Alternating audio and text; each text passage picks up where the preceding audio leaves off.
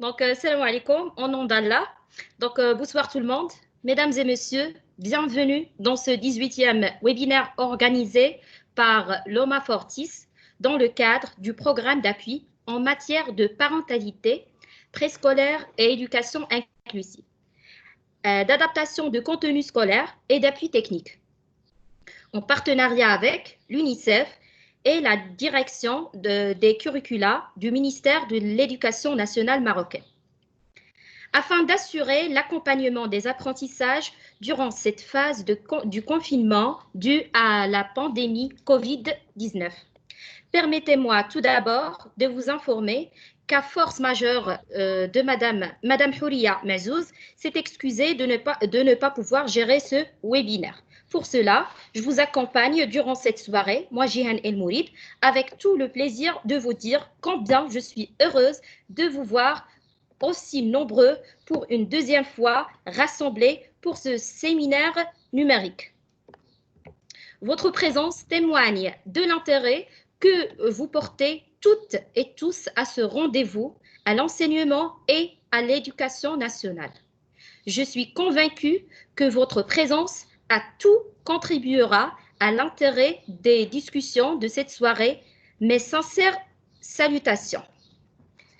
Qu'il me soit permis alors de remercier du fond du cœur tout le staff de Loma Fortis que je n'hésite pas à qualifier d'exceptionnel, et c'est un honneur pour moi de les saluer, très particulièrement pour tous ses sacrifices, son amour, sa passion et sa bienveillance. Hommage au pilote de ce navire, M. Moulay Mohamed Drissi. À l'ère de la culture numérique, de nouvelles exigences apparaissent dans le domaine de l'éducation et de l'emploi. Les compétences nécessaires à la réussite ne sont radicalement plus les mêmes qu'autrefois. Au cours de ces 20 dernières années, plusieurs termes ont été utilisés pour les désigner, tels que compétences de base, compétences essentielles et d'autres, etc. Depuis les 5 dernières années, cependant, un consensus émerge sur le terme compétences du XXIe siècle. L'ancienne école, avec toutes ses classes et ses moyens, ne constitue plus un environnement d'apprentissage pour développer ces compétences dites du XXIe siècle. Il est temps alors de savoir si nos écoles créées au XIXe siècle évoluent aussi vite que le reste de la société et de recevoir ces environnements afin d'accompagner nos enfants dans un monde en évolution toujours aussi rapide. Chères assistantes et assistants, le sujet de notre soirée est comme suit: concevoir des environnements d'apprentissage pour développer les compétences du XXIe siècle.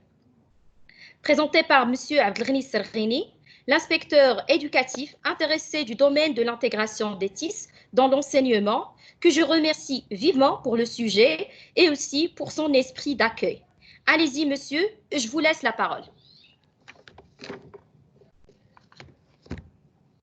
Merci beaucoup. Je suis ravi d'être avec vous aujourd'hui et je remercie infiniment l'OMAFOR et tout le staff qui organise, qui veille à l'organisation de ces webinaires très intéressants.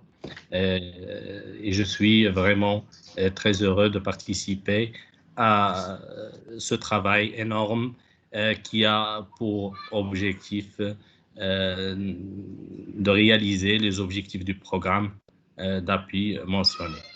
Donc, pour ne pas trop tarder, donc je vais partager avec vous ma présentation pour commencer le sujet qu'on va présenter aujourd'hui. Il s'agit de la conception des environnements d'apprentissage pour développer bien sûr les compétences ou bien quelques compétences du XXIe siècle. Donc, je ne sais pas si vous voyez ma présentation ou pas. Pas encore, monsieur. Il y a seulement la caméra qui fonctionne. La présentation n'est pas encore partagée.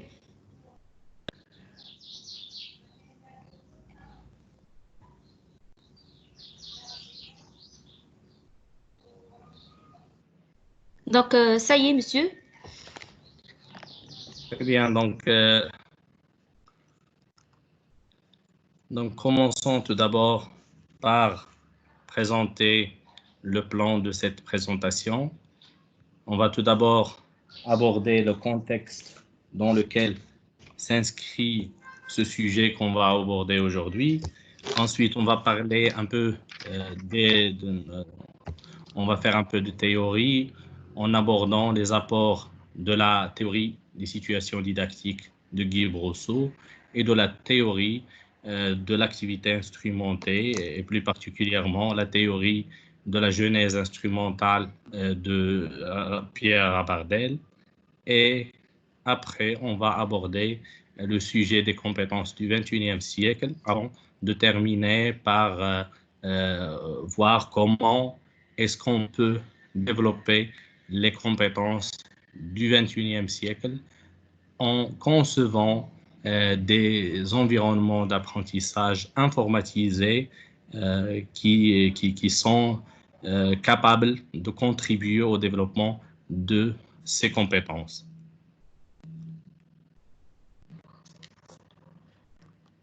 Comme nous le savons tous, c'est que tout d'abord le paradigme numérique qui a émergé avec toutes les transformations qu'a connues notre société, du fait que nous sommes de plus en plus attachés à l'outil numérique et qu'on ne peut plus s'en passer.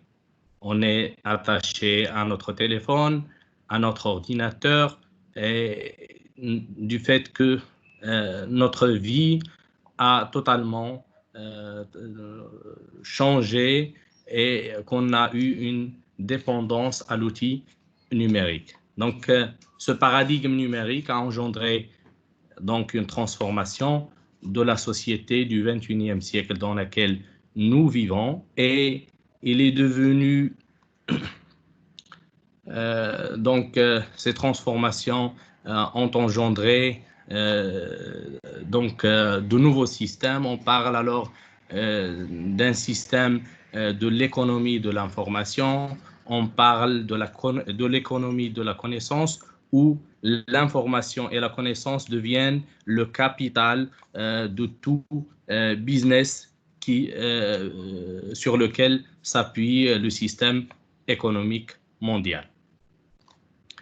Il y a donc eu de nouveaux besoins dans la société et ces nouveaux besoins ont engendré de nouveaux métiers qui sont apparus et bien sûr plusieurs métiers d'antan ont disparu en contrepartie.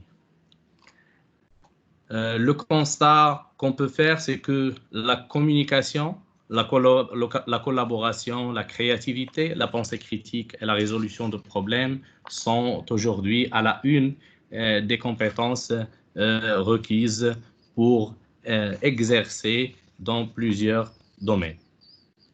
Face à ces exigences de l'ère numérique, l'école est vraiment obligé de relever le défi de doter les apprenants du XXIe siècle de ces compétences qui sont nécessaires pour exécuter ou bien pour exercer tel ou tel métier, pour s'adapter à ce nouveau contexte qui a émergé.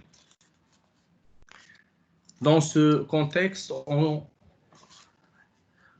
les enseignants et les enseignantes doivent se poser plusieurs questions.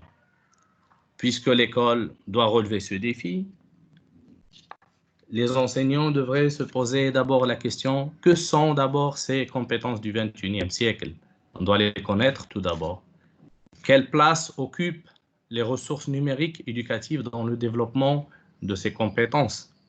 Et comment est-ce qu'on peut concevoir des environnements d'apprentissage informatisés qui peuvent vraiment contribuer au développement de ces compétences chez les apprenants de l'école marocaine. Donc, dans cette intervention, on va essayer d'approcher un peu ces questions pour essayer de trouver quelques, si on veut dire, petites réponses à ces grandes questions, parce que le sujet n'est pas aussi simple qu'on peut l'imaginer. Donc, il y avait plusieurs chercheurs qui ont travaillé sur le sujet des ressources numériques en relation avec le développement des compétences, en relation bien sûr avec le sujet de la conception de ressources numériques qui sont destinées à contribuer au développement des compétences. Donc, on va exposer ici quelques travaux et on va se focaliser surtout sur deux grandes théories qui ont abordé ou bien que leurs apports ont été transformés pour essayer de trouver des réponses à ces questions. Donc, commençons tout d'abord par définir ce qu'on veut dire par le terme de ressources numériques éducatives. Donc, si on revient aux travaux de Pérez-Rossio en 2017, on va trouver qu'elle considère que les ressources numériques éducatives sont ou bien renvoient à l'ensemble des applications et des documents numériques qui sont utilisés par les élèves pour résoudre des tâches qui sont instrumentées. Une ressource numérique éducative est d'abord un artefact de sa nature technique, comme le souligne Pierre Abardet, c'est-à-dire un artefact, c'est-à-dire que la ressource numérique est tout d'abord un dispositif matériel, parce qu'elle a été conçue en tant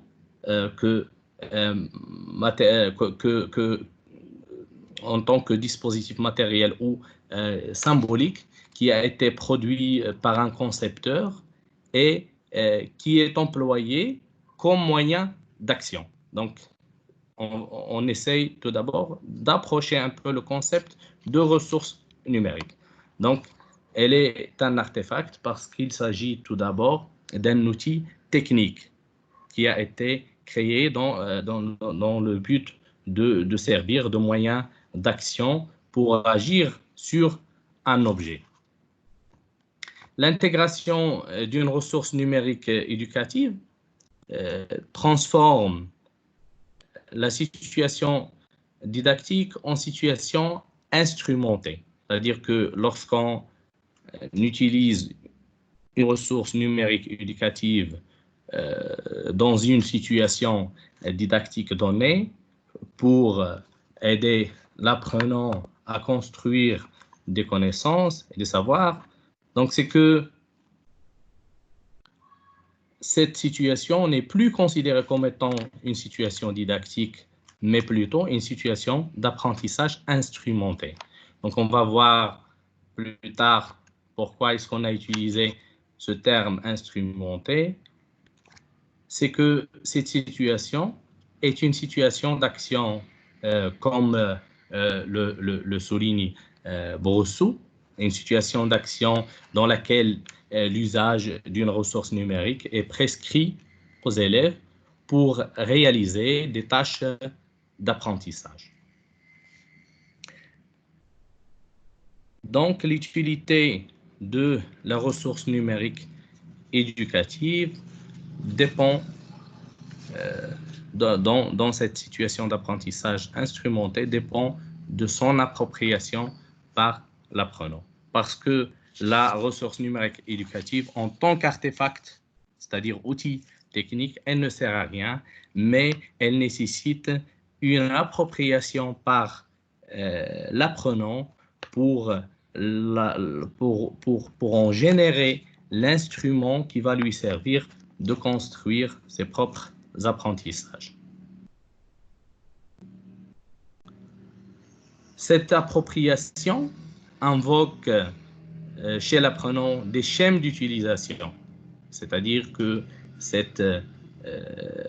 si on prend deux ressources numériques différentes, l'une invoque des schèmes d'utilisation différents de schèmes d'utilisation que peut invoquer l'autre ressource numérique éducative. Et ces schèmes d'utilisation, ils résultent soit d'une construction propre de l'apprenant, c'est-à-dire c'est lui qui va voir quelles sont les stratégies qu'il peut construire en utilisant cet artefact afin d'en élaborer un instrument pouvant l'aider à agir sur un objet en vue de réaliser telle ou telle tâche dans une situation d'apprentissage instrumenté. Ou bien, ces schèmes, ils résultent peut-être de schèmes sociaux d'utilisation de cet artefact, c'est-à-dire que cet artefact est connu par être utilisé de cette manière et non pas de cette manière dans la société dans laquelle l'apprenant vit. Donc, ce sont des schèmes d'utilisation sociaux.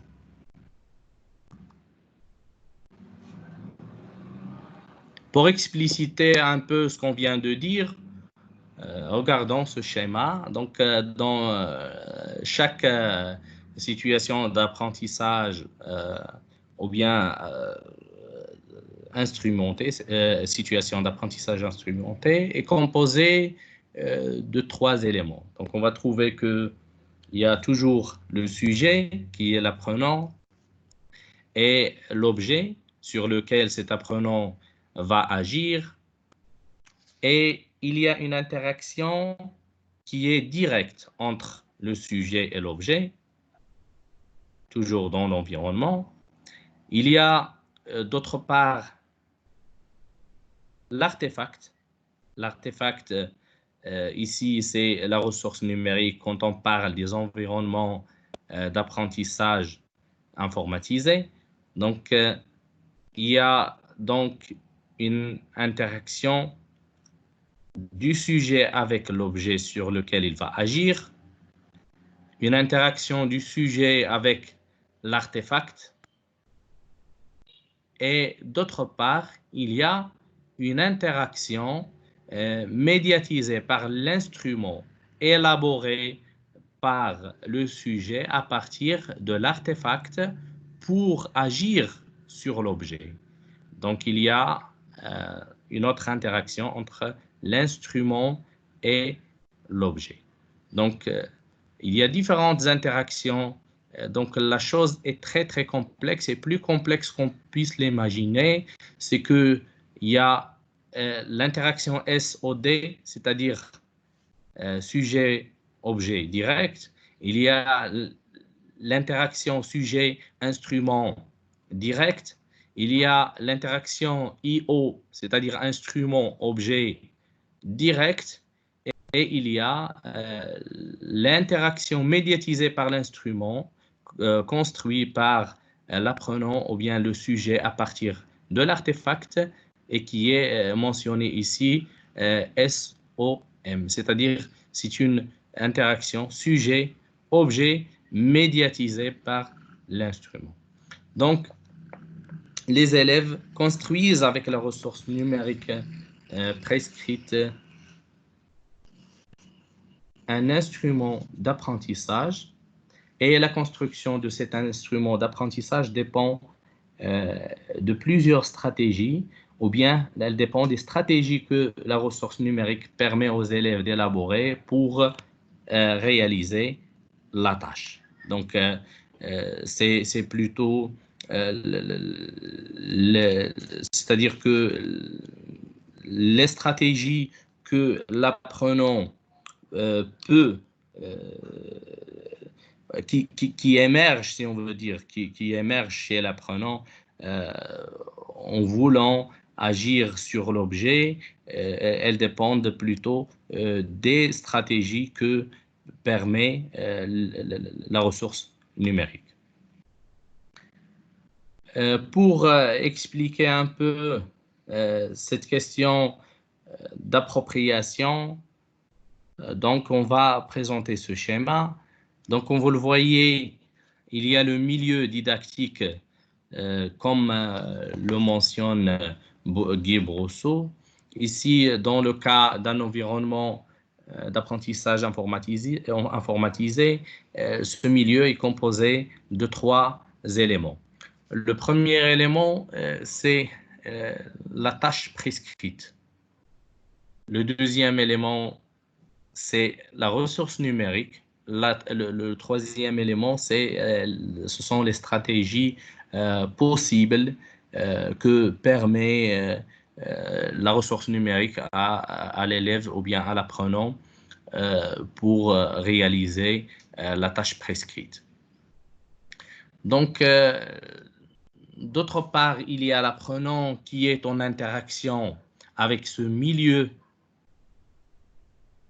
didactique et il y a d'autre part une interaction directe entre l'apprenant et la ressource numérique.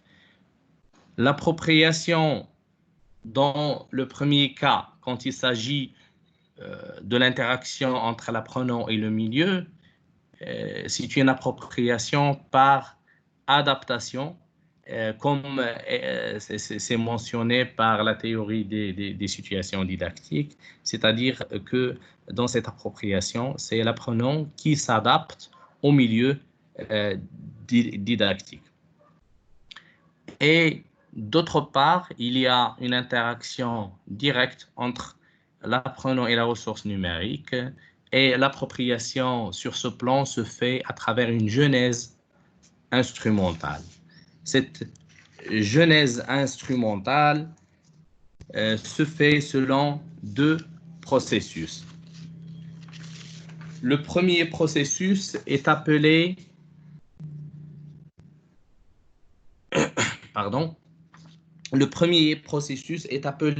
instrumentation. Il représente l'émergence des schèmes dont on avait parlé tout à l'heure, d'utilisation, de la part de l'utilisateur pour réaliser les tâches prescrites. Et le deuxième processus, c'est l'instrumentalisation, qui est un processus dans lequel il s'agit de personnaliser et de transformer des fonctionnalités de l'artefact, c'est-à-dire la ressource numérique éducative, dans sa partie purement technique, qui est mise à sa disposition pour réaliser ces tâches. Donc, le processus d'instrumentation, il représente l'émergence des schèmes d'utilisation, et le processus d'instrumentalisation représente d'autre part la transformation des fonctionnalités de cet artefact afin d'élaborer des stratégies possibles ou bien permettant de résoudre ou bien de réaliser la tâche qui est prescrite. Donc, l'appropriation se fait sur 2 plans. Sur un plan purement didactique et sur un plan purement psychologique. Sur le plan didactique, il s'agit de l'appropriation par adaptation, et sur le plan psychologique, il s'agit de la genèse instrumentale, comme est mentionné par la théorie de l'activité instrumentée qui découle directement des travaux de Vygotsky. Pour les compétences du XXIe siècle, il s'agit des compétences, donc il s'agit de compétences ou bien de l'ensemble des compétences nouvelles qu'on vise à développer chez les citoyens du XXIe siècle pour qu'ils soient en mesure de devenir les agents de la nouvelle économie de ce siècle et contribuer par la suite de manière positive pour soulever les défis de la société, comme le mentionne Romero en 2017. Romero a aussi élaboré un modèle qui définit ses compétences ou bien dans lequel elle a sélectionné 5 de ses compétences. Il s'agit premièrement de la pensée critique.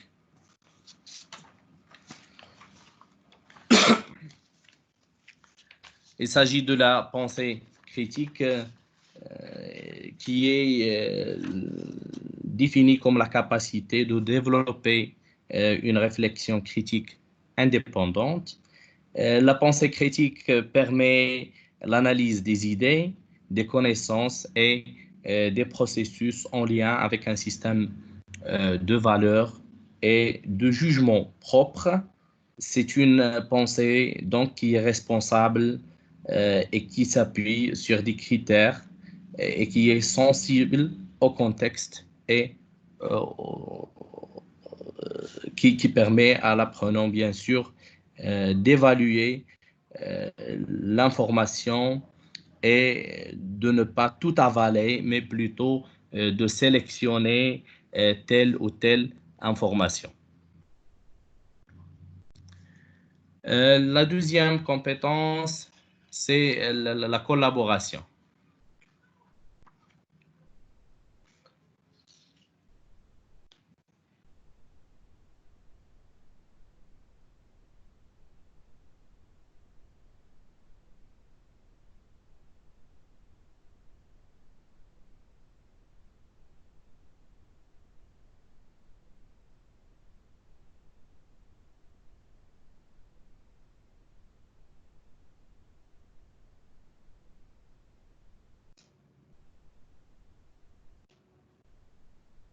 Oui, monsieur. Je n'entends plus rien.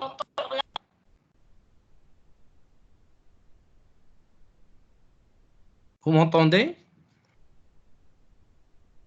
Maintenant, oui, c'est clair. Je m'excuse, j'ai peut-être eu un problème avec mon micro. La même chose, monsieur. C'est pas un problème. D'accord, c'est bien maintenant? Oui, c'est très bien. Vas-y. D'accord, merci. Donc, pour la collaboration, donc, comme je viens de le dire, il y a la capacité de développer une compréhension partagée et de travailler de manière coordonnée avec plusieurs personnes dans un objectif commun. Donc, pour l'autre compétence qui est la créativité, il s'agit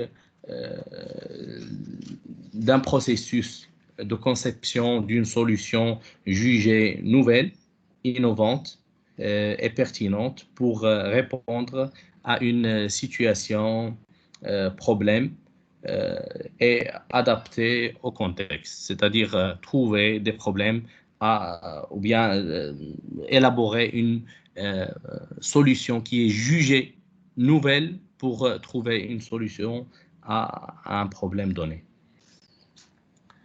Pour la pensée informatique, il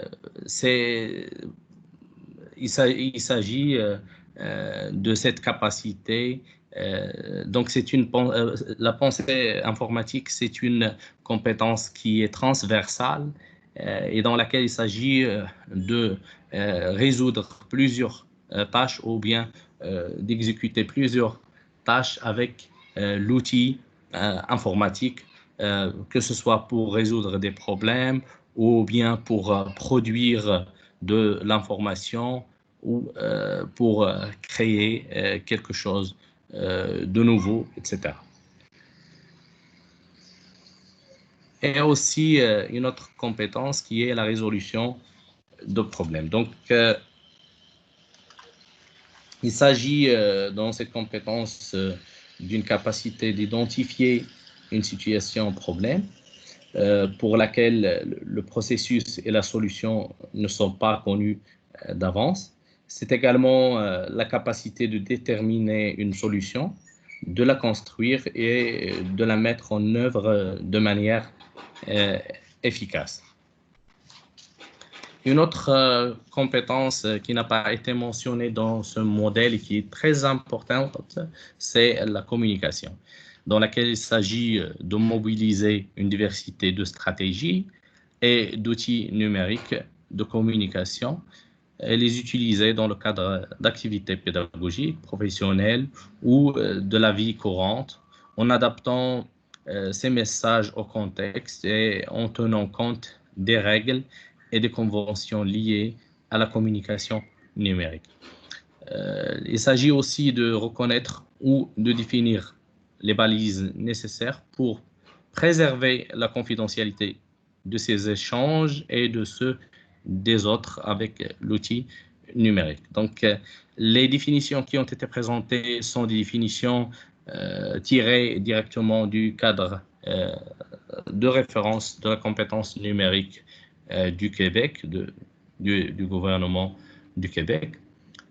Du ministère de l'Éducation, pardon, du Québec, mais il y a d'autres définitions proposées dans différents cadres, cadres de référence de la compétence numérique dans d'autres pays. Donc, dans le but d'essayer de comprendre de quoi il s'agit exactement quand on parle des compétences du XXIe siècle, dans un travail de recherche, j'ai essayé un peu de comparer différents cadres de référence de la compétence numérique. Il s'agit du cadre de référence européen, du cadre français et du cadre du Québec. Et j'ai essayé un peu de croiser quelles sont les compétences principales sur lesquelles s'appuie chacun de ces cadres pour essayer d'expliciter un peu le concept des compétences du XXIe siècle et plus particulièrement dans leur volet numérique, c'est-à-dire les compétences numériques du XXIe siècle. Et j'ai trouvé que ces différents cadres parlent des compétences suivantes. Tout d'abord, acquérir, gérer et évaluer l'information, communiquer via l'outil numérique, produire, développer du contenu numérique et écrire des algorithmes et des programmes, collaborer via l'outil numérique, partager des productions numériques via l'outil numérique, tout en respectant les droits d'auteur et les licences, faire partie des communautés des utilisateurs de l'outil numérique et respecter les règles de savoir-vivre sur les réseaux virtuels. Adapter l'usage des outils numériques à ses besoins pour résoudre des problèmes, utiliser l'outil numérique de manière sécurisée, être conscient des effets de l'usage des outils numériques sur soi-même et sur son environnement. Donc, ce sont les compétences principales qui composent, si on veut dire, les compétences du numérique du XXIe siècle et que l'école est obligée aujourd'hui de développer chez ses apprenants en vue de faire face aux exigences du paradigme numérique qu'on a abordé au début de cette présentation. Donc, quand on parle, bien sûr, des ressources numériques éducatives et on parle des situations d'apprentissage instrumenté, on parle du développement des compétences du XXIe siècle, là, on est obligé de parler aussi d'un concept très important qui est les environnements d'apprentissage informatisés. Donc, comme sont définis par Basque et Doré en 1998, un environnement d'apprentissage informatisé est un lieu réel ou virtuel abritant un ou plusieurs systèmes interagissant dans un but commun, qui est l'apprentissage. Et on peut dire dans ce contexte que la classe est aussi un environnement d'apprentissage informatisé entre parenthèses. Pourquoi? Parce que on va voir que l'environnement d'apprentissage est dit informatisé lorsque certains ou certaines ou l'ensemble des interactions entre les sous-systèmes sont soutenus par des ressources informatiques. Donc, on sait maintenant qu'un environnement est un ensemble de systèmes. Et ces systèmes interagissent entre eux selon des règles en vue d'atteindre un objectif commun. Quand on parle d'environnement d'apprentissage, on parle d'un ensemble de systèmes qui interagissent entre eux dans le but d'atteindre un objectif commun qui est l'apprentissage. Mais quand il s'agit dans l'un de ces sous-systèmes qui composent l'environnement, il suffit que seulement l'un de ces systèmes soit informatisé pour dire que l'environnement d'apprentissage est informatisé. C'est-à-dire qu'une classe où l'on intègre une ressource numérique éducative pour changer de pratique ou bien pour faire la pratique de classe autrement en vue d'atteindre un but donné est un environnement d'apprentissage informatisé. L'importance de la présence de la ressource numérique éducative dans un environnement informatisé d'apprentissage ou bien environnement d'apprentissage informatisé dépend de la pertinence de son apport et de sa valeur ajoutée. Parce que on peut introduire une ressource numérique éducative, mais qui n'a pas d'apport, qui n'a pas de valeur ajoutée, qui n'a pas de p-value pour l'apprentissage dans cet environnement. Et donc, je vois que ce n'est pas utile de faire introduire n'importe quelle ressource numérique éducative si cette ressource numérique n'est pas utile sur la base de ce principe.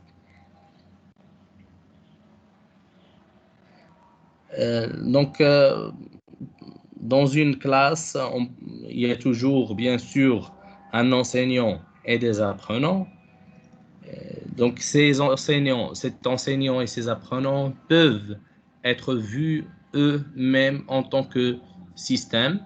Il y a bien sûr toujours cette interaction à travers la relation pédagogique entre l'apprenant et l'enseignant. Et bien sûr, quand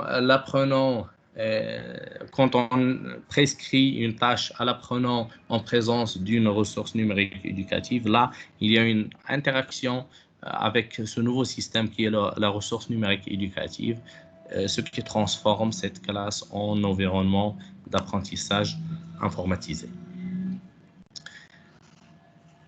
Je voudrais aussi parler dans cette présentation de quelques considérations importantes lors de la conception des environnements d'apprentissage informatisés pour qu'ils soient en mesure de contribuer au développement des compétences du XXIe siècle. Ces considérations ou bien ces recommandations sont les résultats d'un travail de terrain qui a été mené dans le cadre d'une recherche au sein du centre de formation des inspecteurs et qui a été faite auprès d'un échantillon des inspecteurs pédagogiques de 146 inspecteurs pédagogiques. Et j'ai trouvé que pour développer les 5 compétences sur lesquelles j'ai travaillé, il est préférable et il serait utile de partir d'une situation problème et choisir des supports adéquats, dialogue, audio, vidéo, images, incitant à la réflexion. Adopter une approche constructiviste en proposant des tâches dans une conception méthodique et progressive qui favorise l'implication effective des apprenants dans le processus d'apprentissage.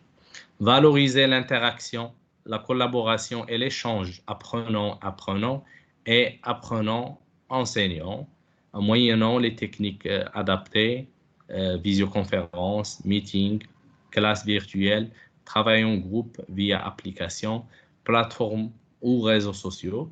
Favoriser l'autonomie dans l'apprentissage, proposer des exercices interactifs, diversifier les modalités de travail individuel, binôme, diversifier les supports pour développer la motivation des apprenants à travers des serious games, des jeux interactifs.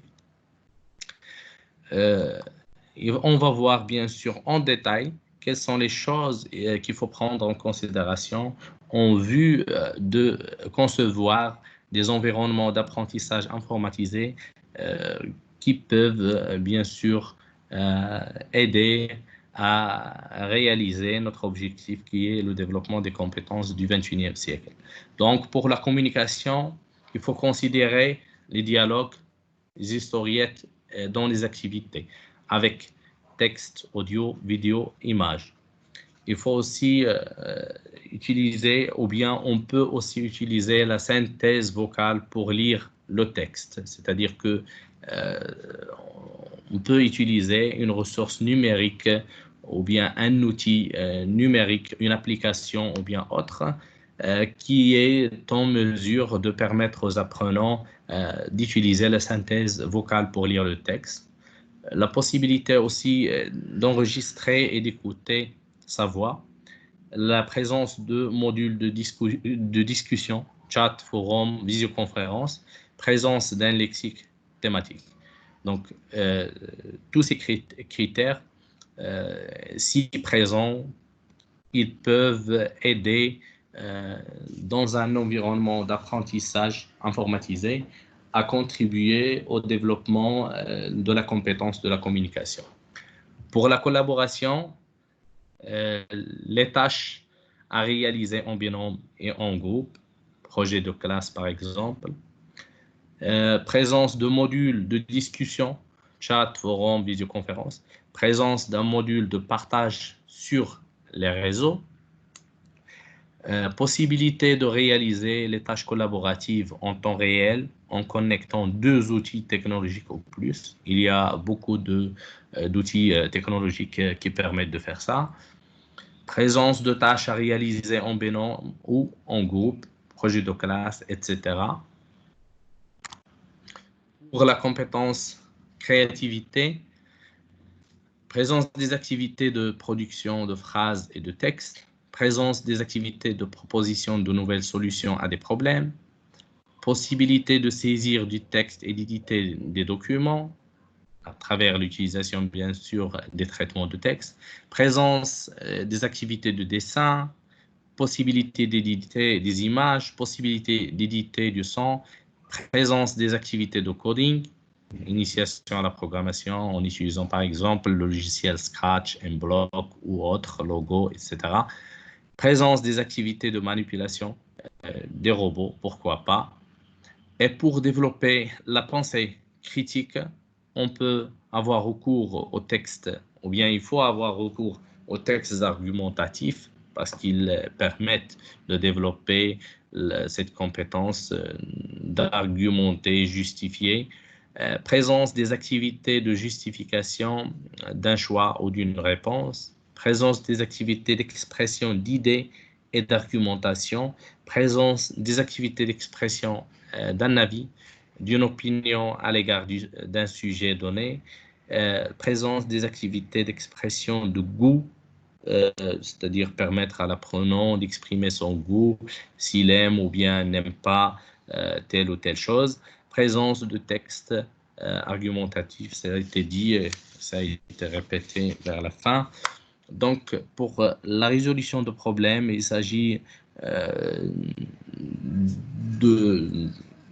d'intégrer bien sûr dans l'environnement des situations problèmes ou bien partir de situations problèmes pour la construction des savoirs, présence des activités de choix et de proposition de solutions aux problèmes, présence des activités d'analyse, c'est-à-dire décomposition en éléments, présence des activités de synthèse, c'est-à-dire résumé, compte rendu, etc., présence des activités de prise de décision pour proposer des solutions, présence des activités avec des processus logiques, c'est-à-dire un enchaînement logique de faits et d'étapes de raisonnement. Donc, c'était quelques considérations qui vont permettre d'améliorer la conception des environnements d'apprentissage, que ce soit les apprentissages informatisés ou non. Informatisés quand il s'agit d'introduire une ressource numérique. Donc, il vaudrait mieux prendre en considération tout ceci pour améliorer notre conception des environnements en vue de développer des compétences du 21e siècle chez les apprenants. Et merci de votre attention.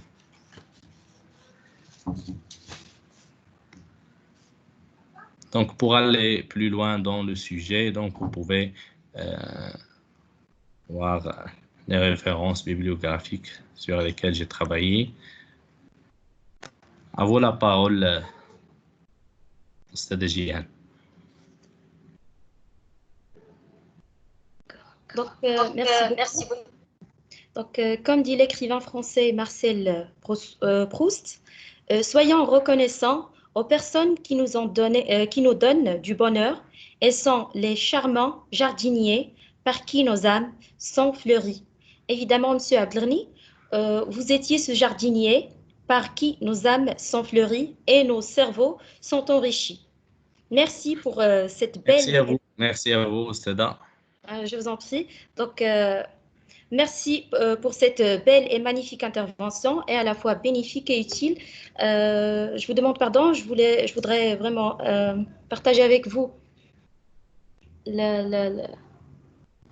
mon écran. Donc, quelques minutes, s'il vous plaît.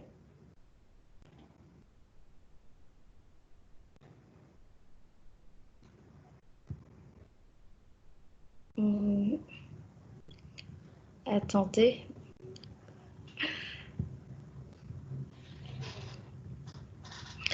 Je vous demande pardon.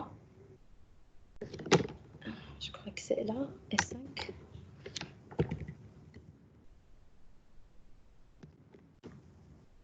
Et voilà.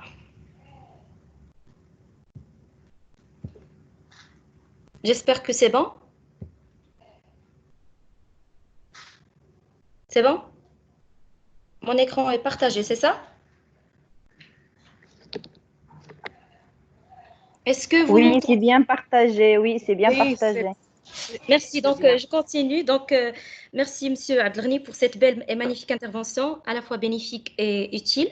Donc, la réussite de cette intervention est sans doute à l'aide d'un public qui sait bien écouter attentivement et qui va en fait développer cet environnement via ses commentaires et interventions.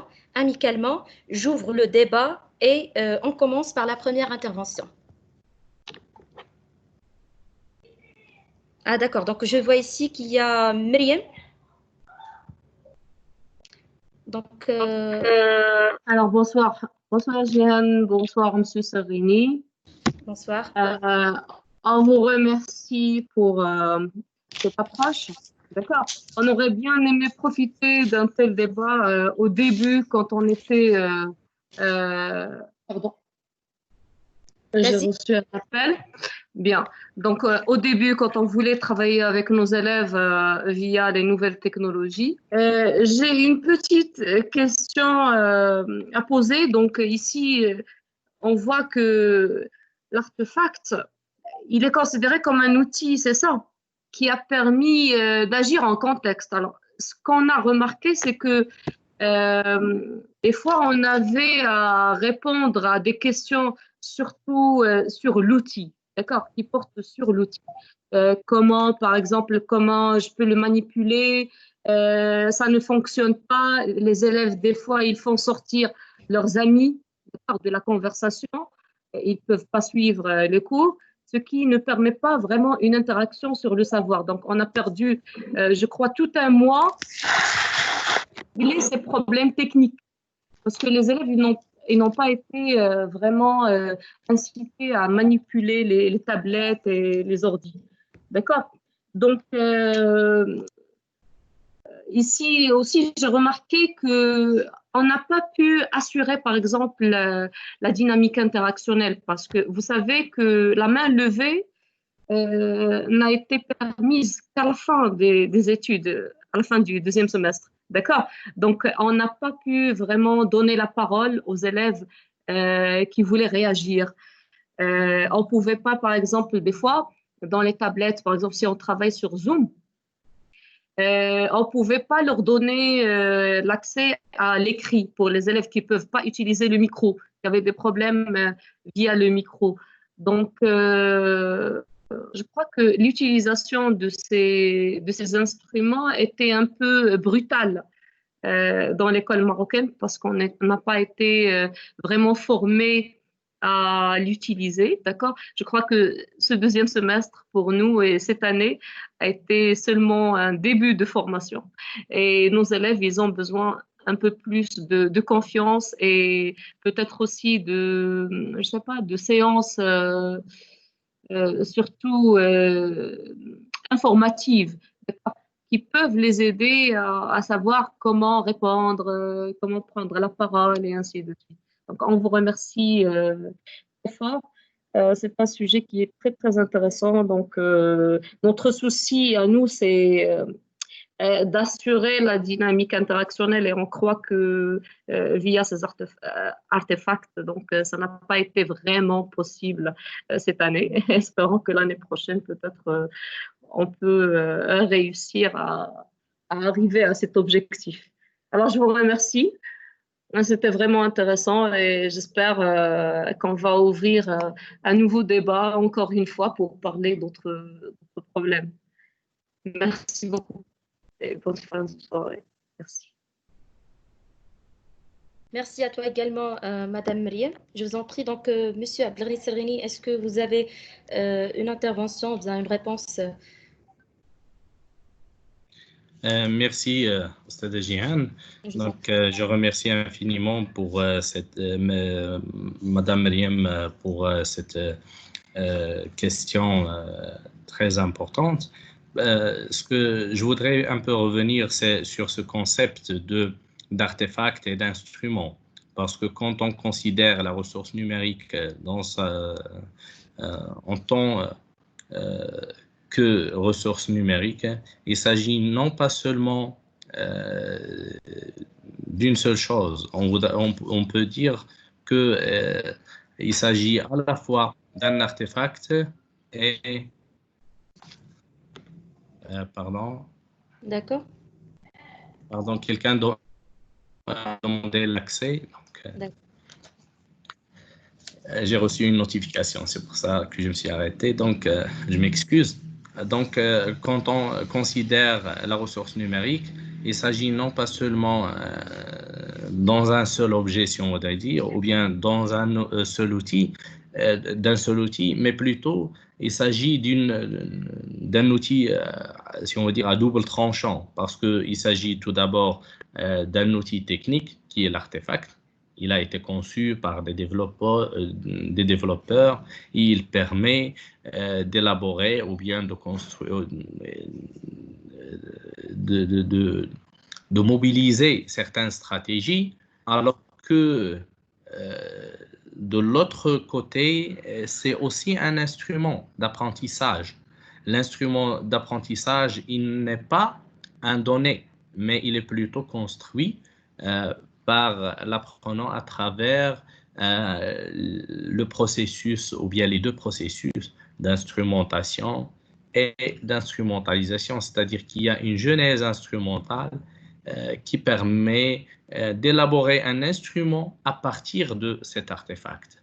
Mais le problème, comme vous l'avez mentionné, qui se pose, c'est que même les apprenants, ils ont des problèmes à mobiliser les stratégies que permet cet artefact, que ce soit parce qu'il a été conçu d'une façon qui ne permet pas d'aider l'apprenant à mobiliser les bonnes stratégies qui vont lui permettre d'élaborer le bon instrument pour réaliser la tâche prescrite, ou bien parce que l'apprenant il n'est pas familiarisé avec l'outil informatique et qu'il trouve énormément de problèmes pour interagir de la bonne manière avec l'artefact en vue d'élaborer et de construire l'instrument en mobilisant les bonnes stratégies qui vont lui permettre, bien sûr,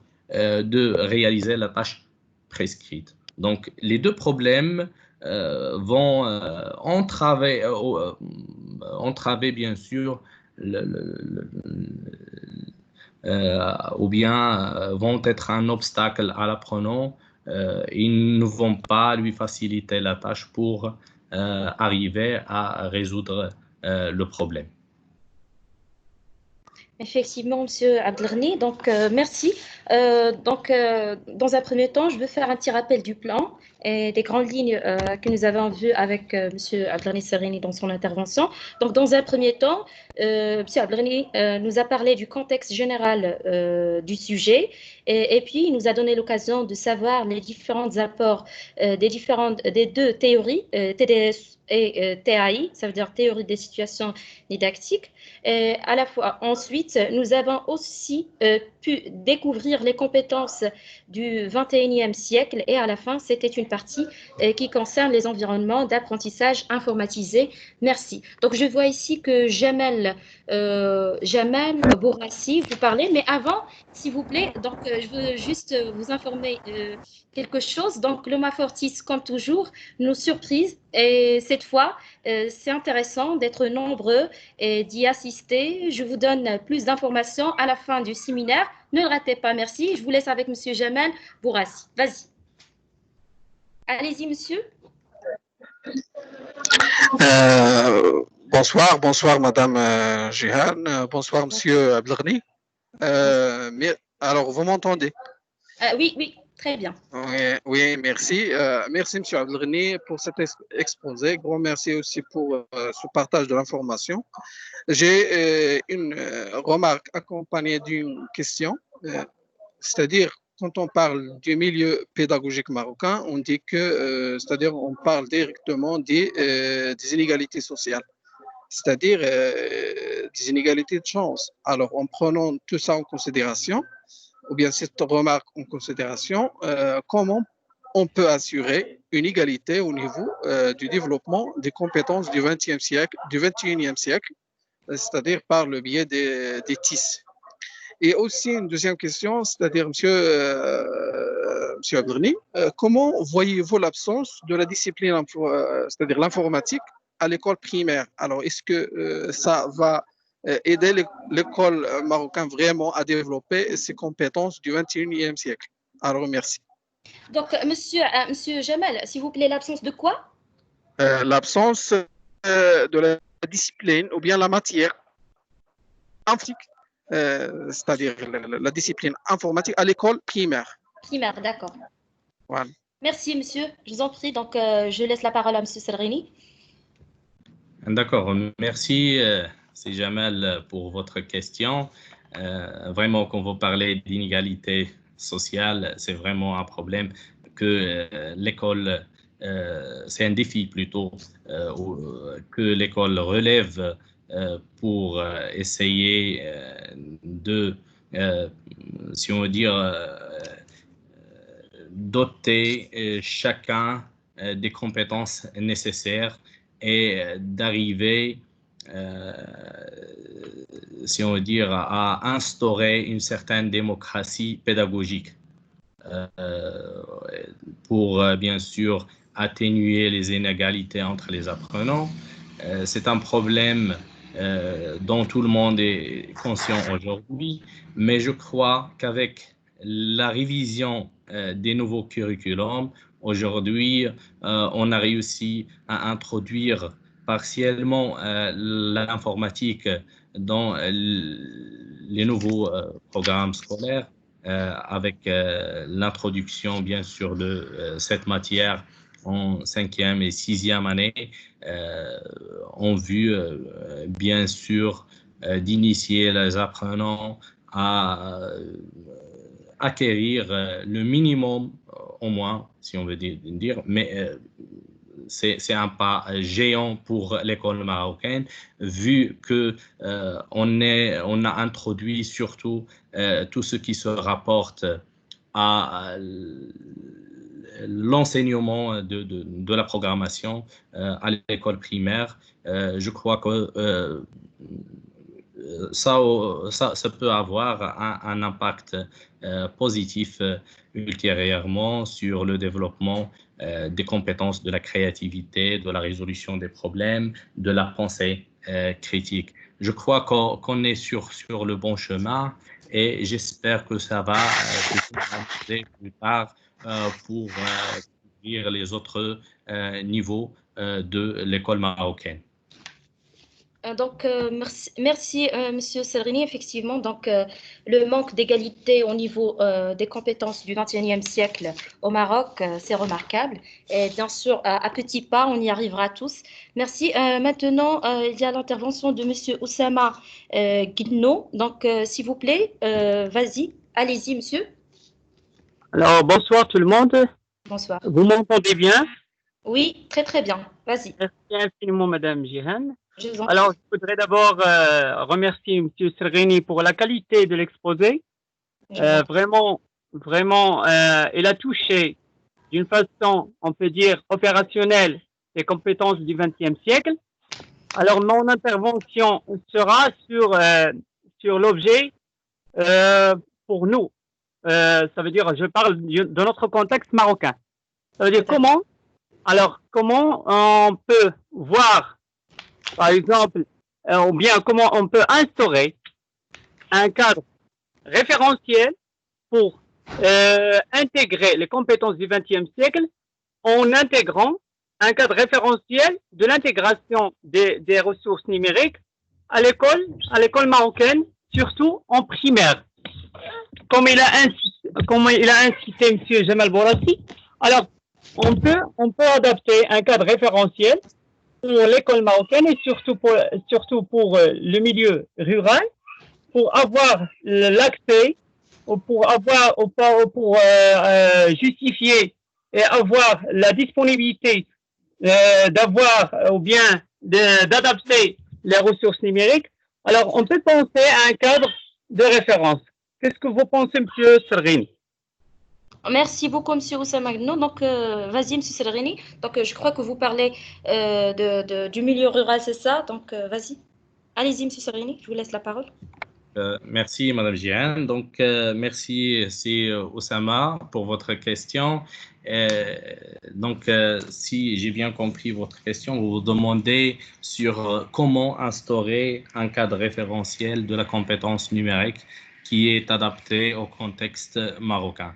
Donc, pour répondre à votre question, c'est que vraiment, c'est un déficit de trouver qu'on n'a pas un cadre de référence pour la compétence numérique au Maroc, comme c'est le cas pour les autres pays. Quand je travaillais sur mon mémoire de recherche, bien sûr, je trouvais ce problème parce que j'ai beau chercher un cadre de référence marocain pour essayer de le comparer avec les autres cadres du Québec, de la France, de l'Union européenne. Mais malheureusement, je n'ai pas réussi à trouver un cadre de référence dans ce sens. Et je crois qu'avec l'introduction de l'informatique dans les curriculums, les nouveaux curricula, surtout celui de la 5e, de la 6e année, comme je viens de le dire, je crois que c'est un bon départ et je crois qu'on est un peu sur le bon chemin et il suffit juste un peu de généraliser l'introduction de cette matière à l'école primaire sur les autres niveaux et par la suite, bien sûr, essayer d'élaborer un cadre de référence pour la compétence numérique qui est adapté, bien sûr, au contexte marocain et qui répond, bien sûr, aux exigences mondiales parce qu'on parle aujourd'hui du citoyen universel, donc on parle plutôt du citoyen universel que du citoyen marocain, parce que quand on parle des compétences du 21e siècle, on parle de compétences transversales et qui concernent tous les apprenants, quelle que soit leur nationalité, quel que soit leur contexte. Et je crois que c'est une obligation aujourd'hui pour le ministère d'élaborer un cadre de référence pour la compétence numérique en vue, bien sûr, d'orienter les pratiques de classe et aussi la conception des ressources numériques et des environnements d'apprentissage informatisé qui sont destinés au développement des compétences du 21e siècle. C'est un travail qui reste à faire, qu'il reste à faire et qui est la responsabilité de tous les intervenants éducatifs marocains. Ce n'est pas seulement la responsabilité du ministère, mais plutôt la responsabilité de l'enseignant, de l'inspecteur pédagogique, des directeurs d'établissement et aussi des autres responsables dans tous les niveaux du système d'éducation et de formation marocain. Tout à fait, Monsieur Abdelghani, merci beaucoup. Donc, merci à la technologie qui nous a donné cette possibilité de rêver, de se réunir et à la fois d'agir vers un avenir plus beau. Donc, je laisse la parole à Monsieur Mohamed Drissi. Bienvenue, Monsieur Mohamed Drissi. Je vous laisse la parole. Bonsoir à toutes et à tous. Je tiens tout d'abord à remercier Sreni pour l'excellente intervention qui émane d'ailleurs d'un travail de recherche et qu'on va traduire prochainement en session de formation sur le terrain. Je tiens aussi à remercier Mademoiselle Jihan pour l'excellente modération de cette session. Mes remerciements vont également à l'équipe technique qui a assuré la continuité de ce webinaire. Mes remerciements vont également à tout le public qui a assisté et qui encourage la pérennité de ce webinaire. Je tiens juste à rappeler que au niveau du ministère de l'Éducation nationale et surtout dans les curricula, la révision du curricula au niveau des primaires, on a travaillé sur l'intégration de ces compétences-là. Et on commence maintenant à les intégrer aussi dans le curriculum relatif au collège. Et pour le cadre de référence, c'est un projet, le cadre de référence du numérique, c'est un projet pour l'OMAFOR. On va travailler sur ce sujet-là comme projet, comme on avait fait pour le schéma directeur des ressources numériques, du développement des ressources numériques pour les enfants en situation de handicap, pour le préscolaire. On va le faire pour le référentiel du numérique, le cadre de référence pour le numérique, et on va le proposer, bien sûr, comme on avait fait, on va le proposer à toute la société marocaine. Voilà, merci beaucoup. Merci beaucoup, Moulay Mohamed. Merci pour l'encadrement. Merci. D'ailleurs, ce travail a été fait à vos côtés, bien sûr, sous votre encadrement, avec vos orientations. Merci infiniment pour tout. Je crois et j'espère qu'on a fait un travail qui va avoir un peu d'impact sur le terrain. C'est sûrement, Monsieur Serrini. Merci à vous également, Monsieur Mohamed Drissi. Donc, je vous remercie très infiniment et mon respect le plus profond à vous deux. Donc, j'attends d'autres interventions, peut-être des remarques aussi. Donc, il n'y a personne qui lève la main. Donc, s'il vous plaît, si vous voulez intervenir, vous êtes les bienvenus.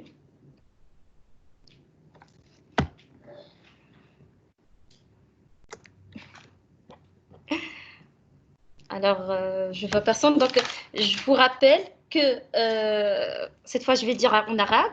كعادته المرصد المغربي يفاجئون بمبادراته وهذه المرة أدعوكم للتواجد بكثافة.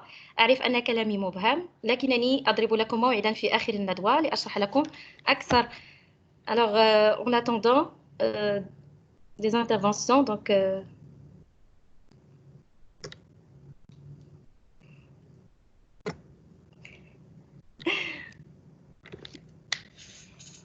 n'y a personne.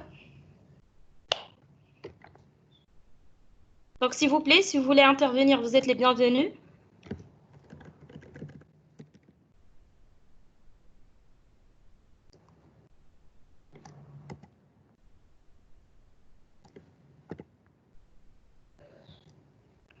Donc, il n'y a personne. Je crois que je vais présenter le rapport de cette soirée.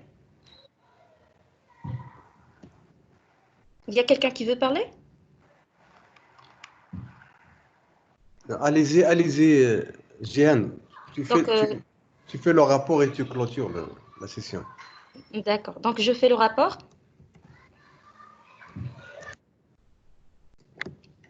Je présente le rapport. Donc, s'il vous plaît, permettez-moi de partager avec vous mon écran.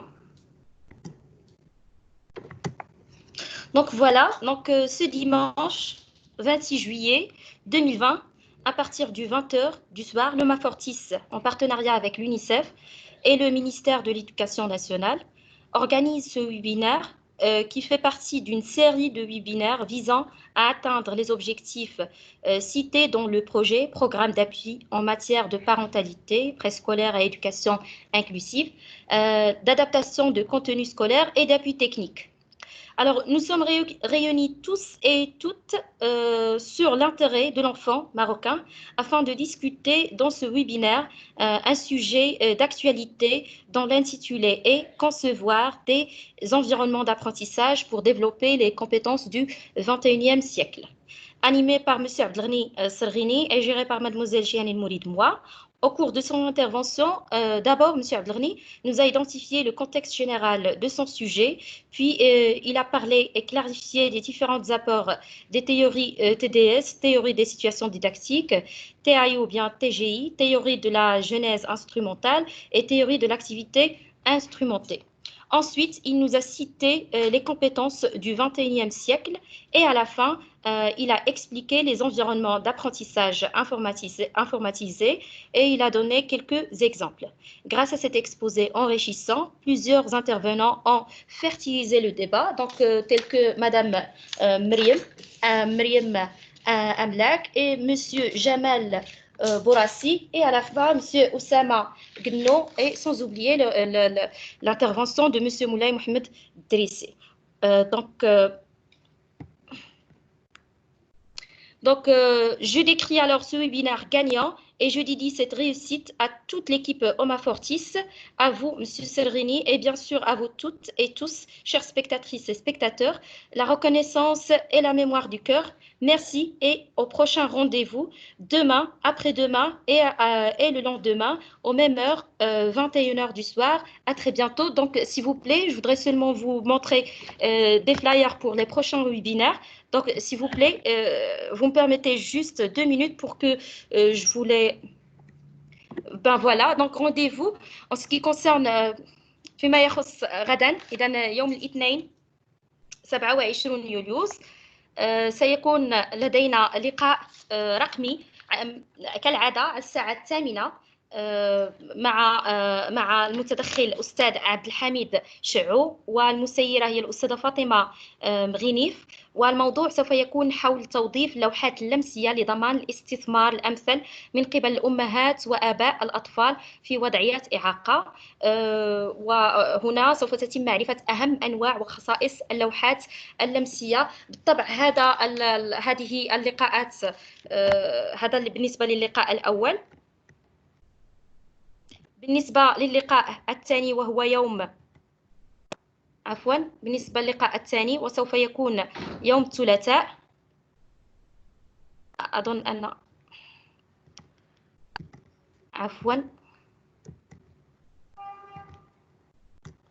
خطأ فقط.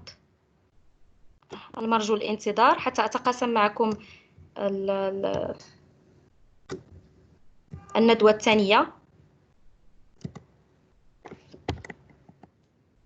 إذن بالنسبة للندوة التالية هي يوم الثلاثاء، والتي تندرج ضمن سلسلة من الندوات الموجهة للآباء وأولياء الأطفال في وضعية إعاقة، وأيضا الأطفال بالنسبة للتعليم الخصوصي.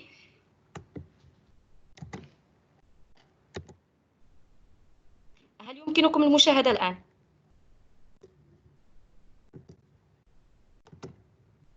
هل هذا واضح الآن؟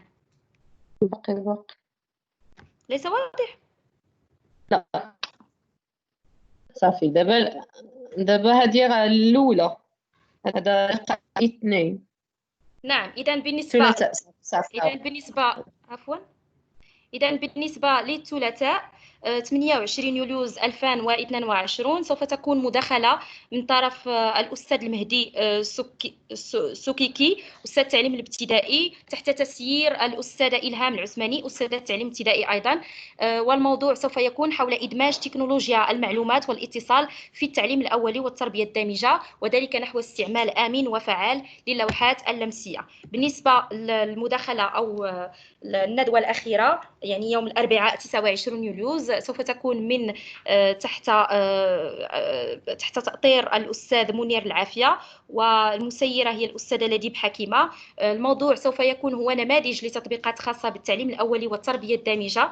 إذا أتمنى حقا أن تحضروا بكثافة غدا إن شاء الله وبعد غد، حتى نستطيع طبع الاستفادة أكثر من هذه السلسلة من الندوات. وشكرا لكم. À très bientôt. Merci beaucoup pour votre présence et aussi pour votre interaction. Donc, je vous laisse un prochain rendez-vous. À très bientôt et au revoir. Merci beaucoup. À la prochaine. À la prochaine.